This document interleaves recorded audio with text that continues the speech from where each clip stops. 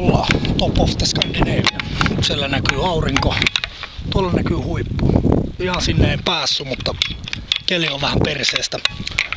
Kyllä se kelpaa sikari tässäkin poltella. Täällä on ihan hienot maisemat. Vähän on tuulista, kylmää. Tää tulla vähän jyrkkä, niin sitten saada vittumassa tänne. Kyllä tää aina kotiolot voittaa.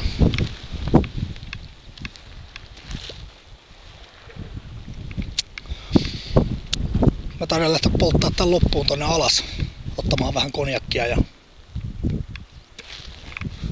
tekemään vähän yhteenvetoa, jos mä vaan pääsen tonne. Tuo on aika jyrkkä toi rinne, täällä tuulee ihan vitusti, täällä on ihan vitun kylmä. Mutta kyllä mä luulen, että eiköhän tää tästä.